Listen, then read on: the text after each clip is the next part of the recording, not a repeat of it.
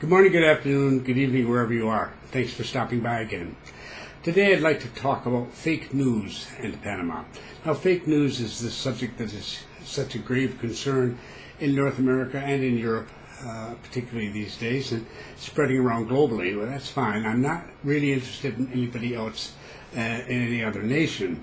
I'm talking about Panama because there is fake news about Panama from time to time. Things that are made up for one reason or another, or just are really incredible, almost incredible misunderstandings from time to time. But you need to be aware that the world has changed very much, particularly the world of journalism, in the last 20 years. The internet has introduced thousands and thousands, tens of thousands of, quote, news sites, unquote. That is, people who share news as they see fit in the hopes of being able to set up a business on the internet. There are others, blogs, lots of them, with lots of opinions. They too often hope to make some money selling advertising. It's extremely competitive. And the result is that, unfortunately, it's very obvious in many instances that their only hope of making any money is to come up with something really unique and shocking and something to grab your attention, because they want you to think that they have special information that nobody else has. Otherwise, you might come once and never come back. And they want you to keep coming back. It's very important for the advertising dollars. And it leads to all sorts of stuff that really don't help you make a decision. And I'm not going to go through the whole long list of things that I have read or seen. There's so many of them, it's not worth my time or yours. But we'll talk about a few of the types of websites, particularly sometimes regular print publications that are involved with this, and the subject areas at least. Now, one of the oldest urban myths about Panama, and I discussed this elsewhere, I'm not going to spend a lot of time on it here, but if websites you go to for your information insist that somehow or other China controls the Panama Canal, you're at the wrong website. It's not true, hasn't been true, and it's just absurd. We all know the story. It's been twisted and twisted and twisted so many times. Everybody just ignores it at this stage. It's just silly. So that sort of thing, something that's really shocking, the idea of China controlling the Panama Canal would be very shocking. And I assure you, should that day ever come, everybody on the planet is going to know about it, because the shipping industry is going to know about it. And I've worked with them in the past, professionally.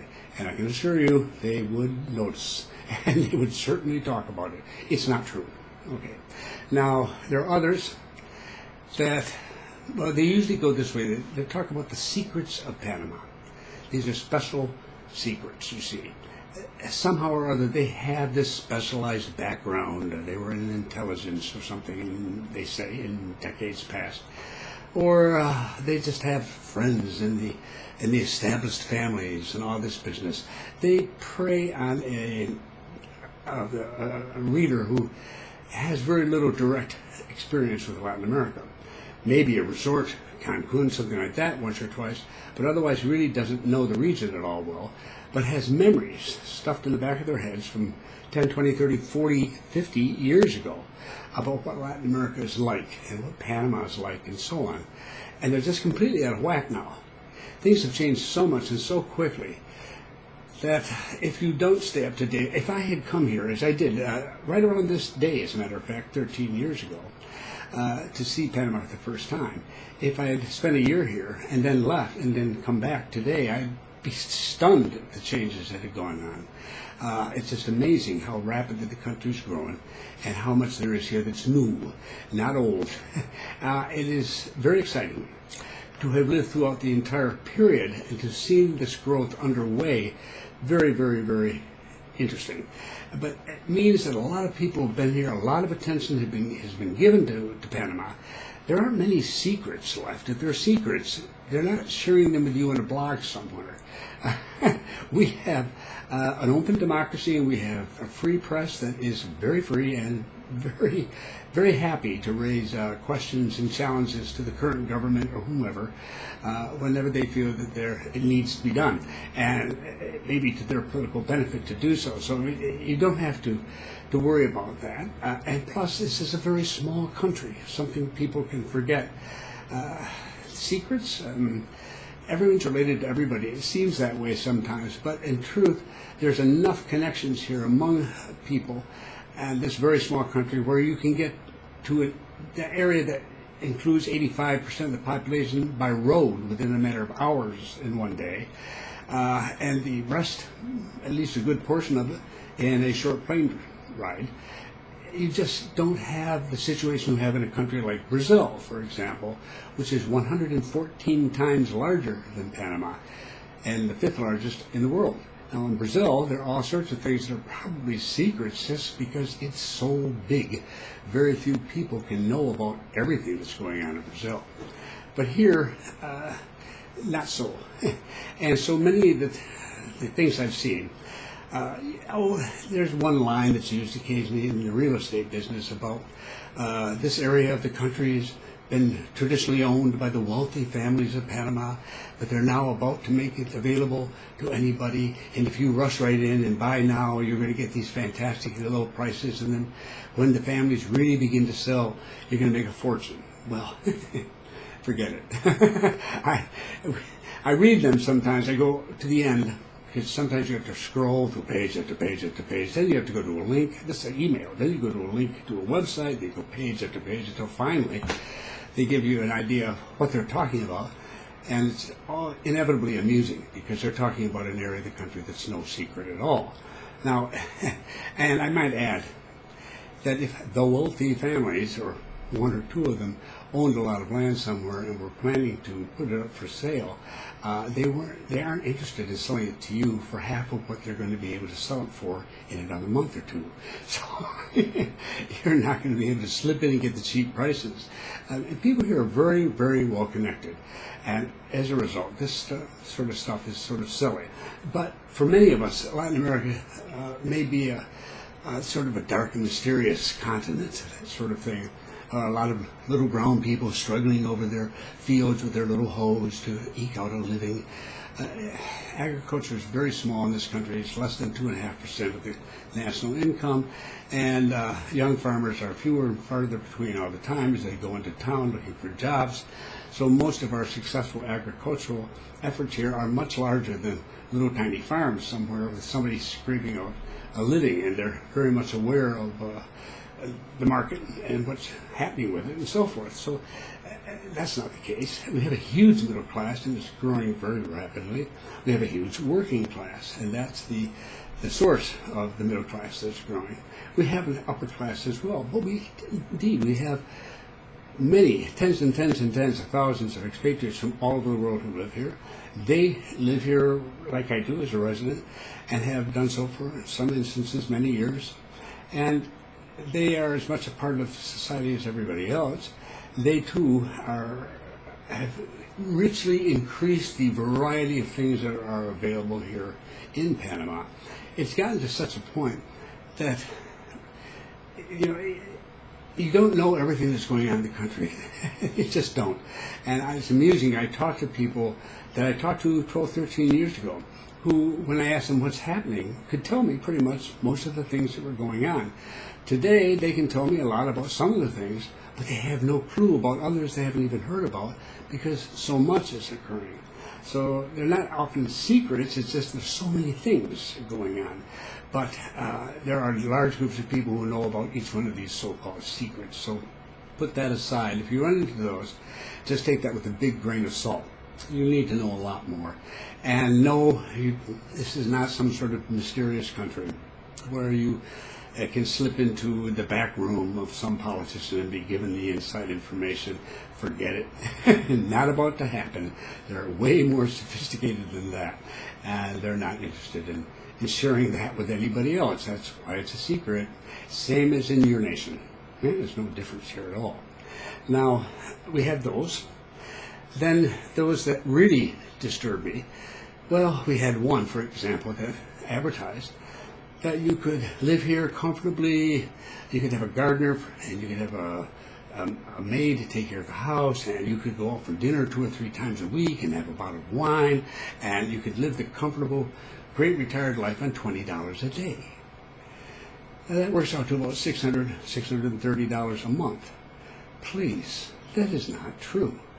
housing, transportation, utilities, and you're going to healthcare, food, little items like that. No, it's a gross underestimate. That is so wrong that when I saw it, my immediate reaction was highly negative, as was true of everybody else I knew around here when they heard about it, when they saw that advertising. And as far as I'm concerned, it's dishonest, because although you might come up with some sort of situation where a particular couple are really into getting by in as little as possible, where that might conceivably happen, that's fine for them. But for the 99.9% of us, that isn't why people move here. And if people are lured into that website and into buying something at the website, the reports or the newsletter or whatever, on the basis of that, they're being worse than misled. I'm being generous when I say misled. I don't know anybody here who would think that that was an ethical means of advertising in Panama. So whereas life can be cheaper here than it is where you live, it depends. It really does. As I've mentioned elsewhere again, on videos here, it is not possible to make a direct comparison without knowing a lot about where you live and what your lifestyle is and everything else. Because you may live in a very cheap part of another country, and you might find the city here very expensive, and other people will find it very inexpensive. Every individual is different. But $20 a day? Give us a break. Come on. We have that. Then we have the things that really hurt.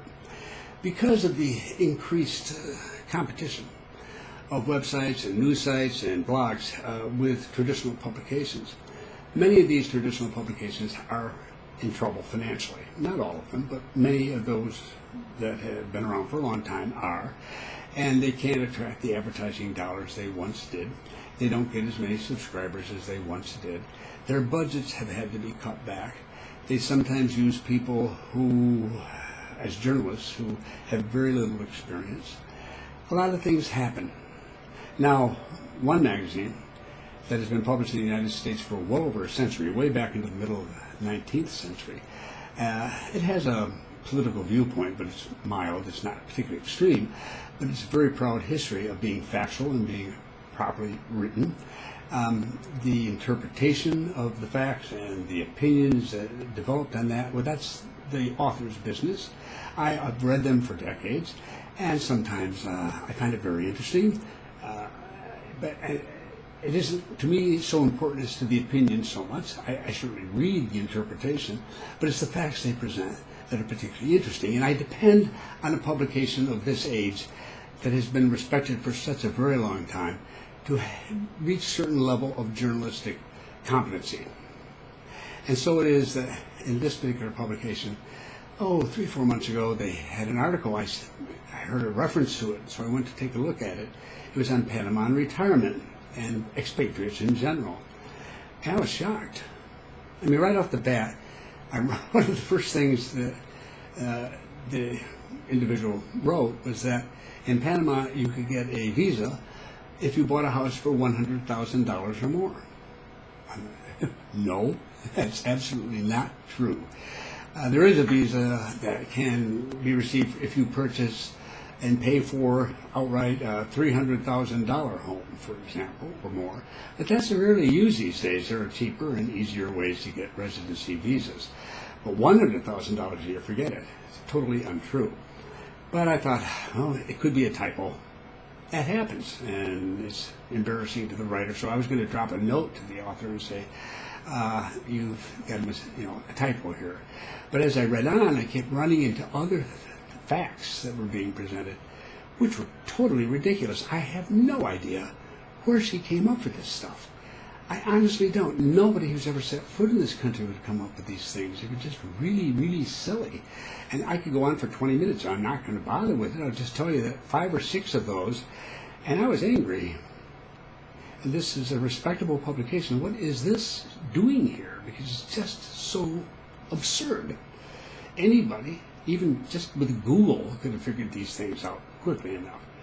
So I sat down and I wrote a fairly complete, I was angry, response to this, pointing out the different mistakes and the different errors that were made.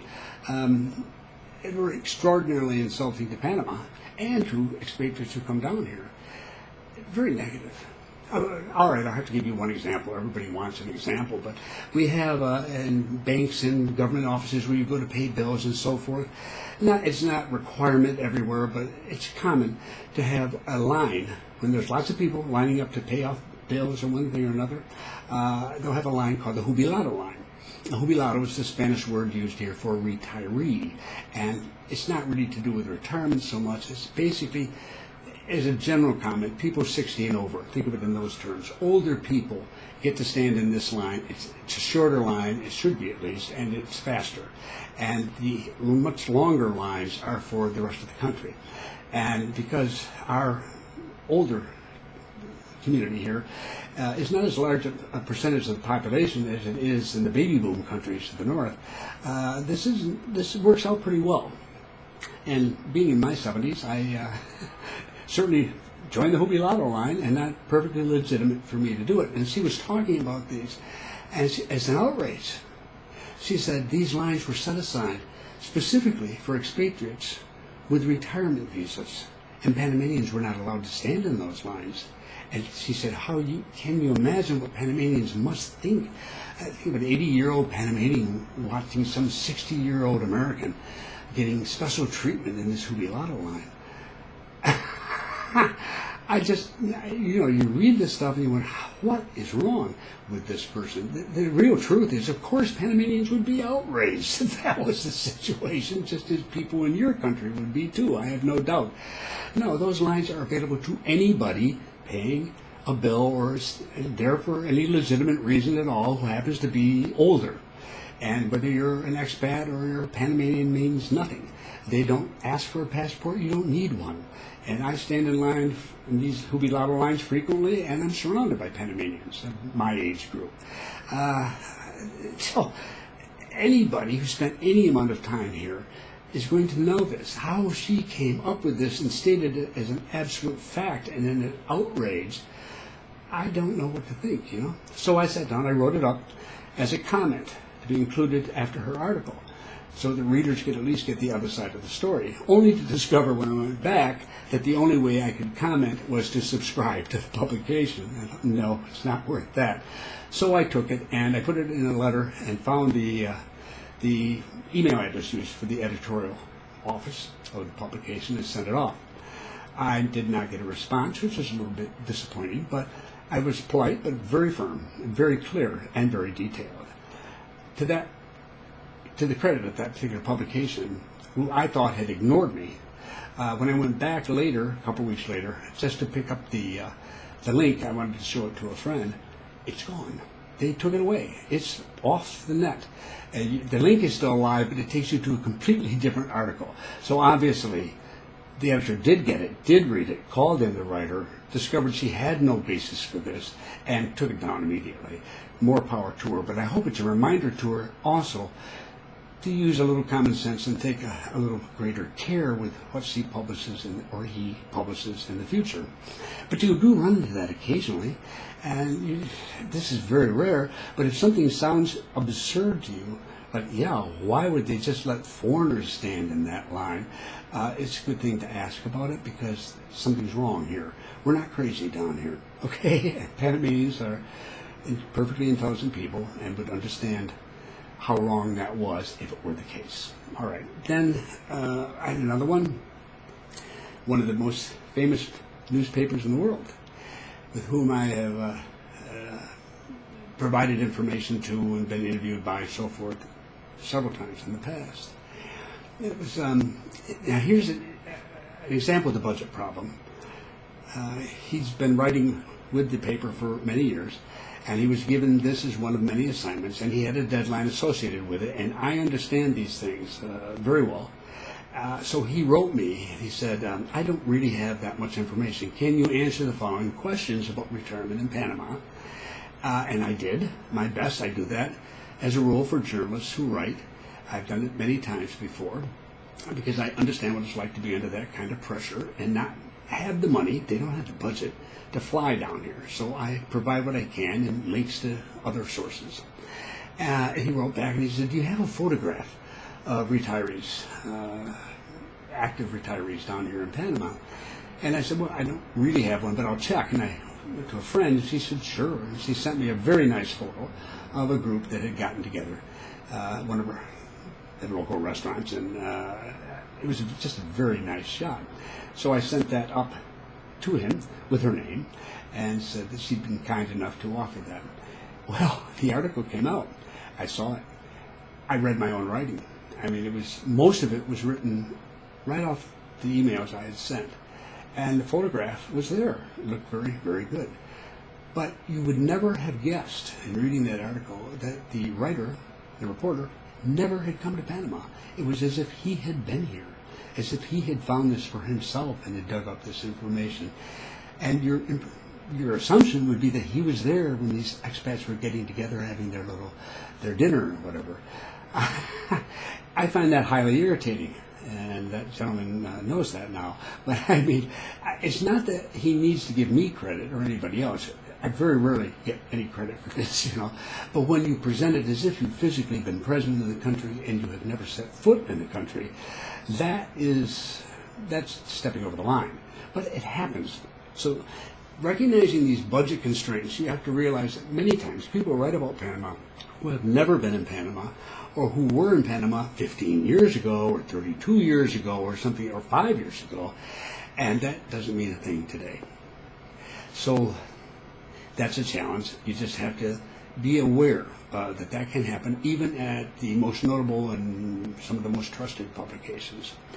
Another one, I think what I'm basically trying to say here is that Panama is a small country. Something goes wrong down here, like the Panama Papers, which is really papers for people from other countries. But when you have something like that, you get a lot of attention. There's a lot of negative attention. When somebody says something about you that's truly inaccurate and truly wrong, it's very hard to get heard. How do you protest? We're only 4 million of us in this entire nation, for heaven's sakes. Most of these publications are published in metropolitan areas, cities that are several times larger than the population of Panama. Okay?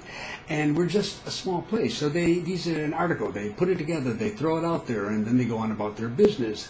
And you can write people, and you might get a response once in a while saying, oh, well, sorry about that, we won't do that the next time. But it's very difficult to deal with that when you're small. So you have to take all this into account when you're reading about Panama at other websites and publications. And even at the best of them, they do sometimes their best job, but sometimes they don't. So what does that mean? Well, when you're looking at various websites, and you hear something that really sounds strange, I mean, check around and see if it's agreed to by websites of a completely different opinion.